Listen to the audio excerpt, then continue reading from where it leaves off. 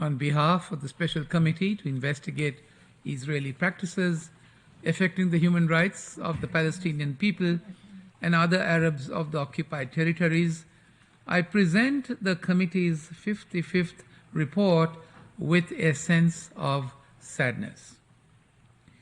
Madam Chair, for this year's report, the Special Committee took a historical perspective. This report was finalized 30 years after Yitzhak Rabin and Yasser Arafat shook hands on the South Lawn of the White House in September of 1993, launching the Oslo peace process. In accordance with its mandate, this historical overview focused on growing settler influence on Israeli policies and practices. Sadly, this 30-year overview is but a tragic prelude to October 2023, which provides the backdrop to this unfolding tragedy.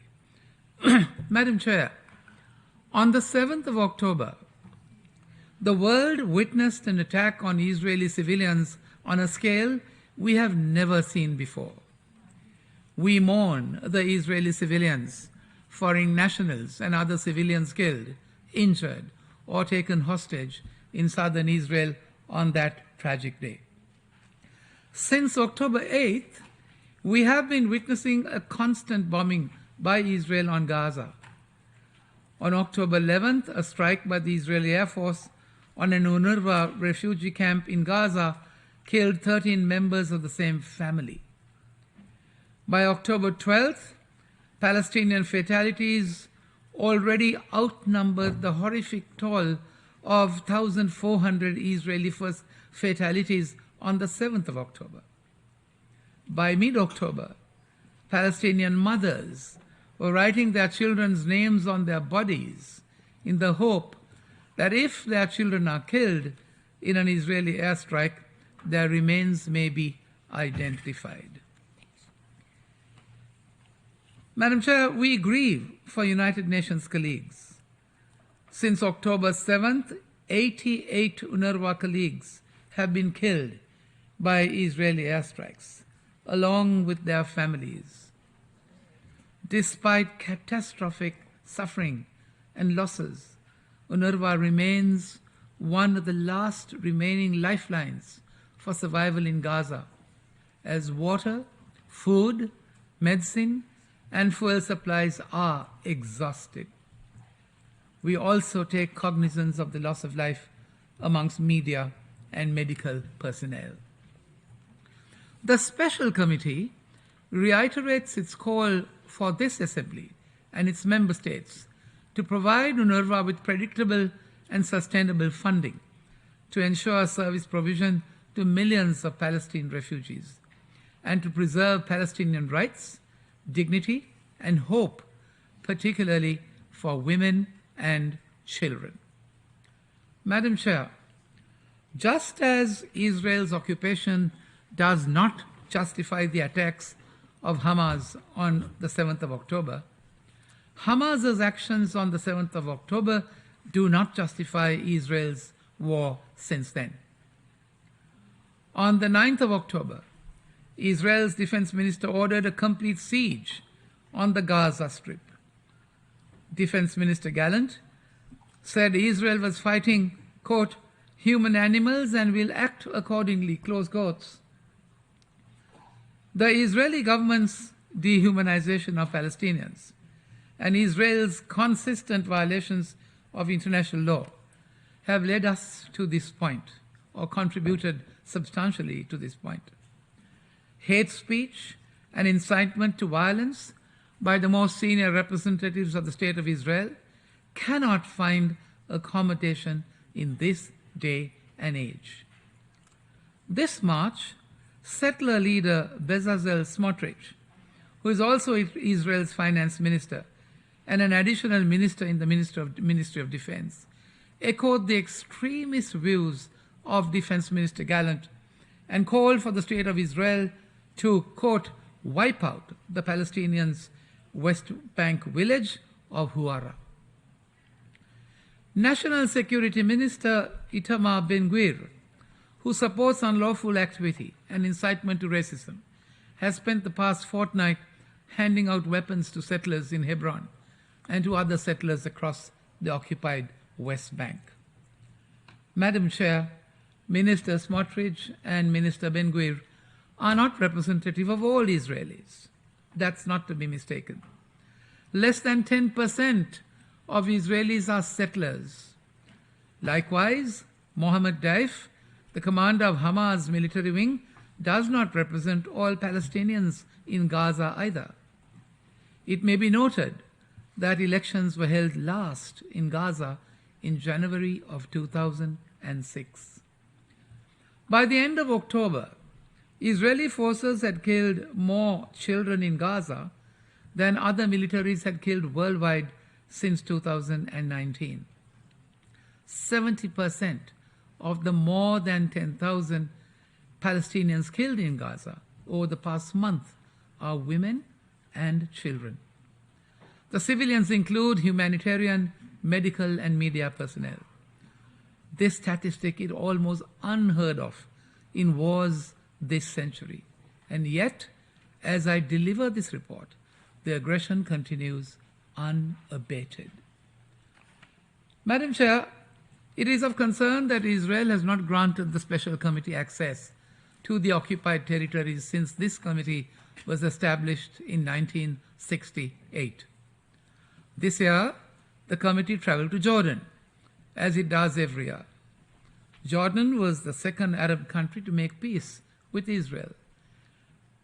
And King Abdullah is the custodian of Jerusalem's holy sites, as recognized in this Assembly's Jerusalem Resolution and Article 9 of the Jordan-Israel Peace Treaty.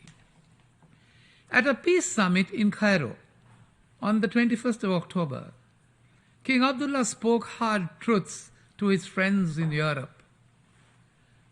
The king said, and I quote, "The message the Arab world is hearing is loud and clear. Palestinian lives matter less than Israeli lives. The application of international law," he said, "was optional. And human rights," he said, "have boundaries. They stop at borders, they stop at races, and they stop at religions." Excellencies, this is not a world we can accept. We must do better than this. This year, the Special Committee also traveled to Egypt for the first time since 2014. Egypt was the first Arab country to make peace with Israel, and the leader to do so, Anwar Sadat, died for it. President El-Sisi, who hosted the peace summit on the 21st of October, demanded a ceasefire and demanded a two-state solution, but was equally astonished at prevailing double standards.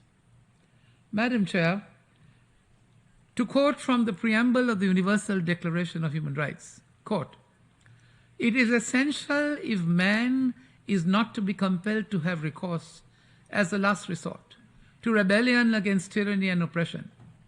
Human rights should be protected by the rule of law." Close quotes. Israel's continued occupation, oppression, and flagrant disregard for Palestinian human rights is at the heart of this conflict. Speaking at this very podium almost half a century ago, in the main General Assembly hall, Yasser Arafat said, quote, "I come to you bearing an olive branch in one hand and a freedom fighter's gun in the other," close quotes. He then warned the world to a standing ovation, "Do not let the olive branch fall from my hand," close quotes. In the 49 years that have passed since this historic speech, distinguished delegates, Israeli settlers have thrown the olive branch to the ground, burned the olive tree, and neutralized the farmer. Madam Chair, in the words of Yitzhak Rabin, quote, quote, "You don't make peace with friends. You make it with very unsavory enemies," close quotes. Such wisdom is the mark of a great leader. A block, as you would have seen, of 2nd Avenue between 42nd and 43rd Street has been known as Yitzhak Rabin Way since 1995, a testament to this man and the peace he died for. Madam Chair, 75 years ago, next month, this Assembly will adopt the Universal Declaration of Human Rights. It is indeed a remarkable document, drafted by a generation that endured the evils of the Second World War, including the Holocaust. One shudders to think what the drafters of this document would make of our world today, in which leaders of a state formed in the ashes of the Second World War call for Palestinian villages to be wiped out. Distinguished delegates, never again. The word never again applies to all peoples. This war must end now. History is already judging us all. I thank you, Madam Chair.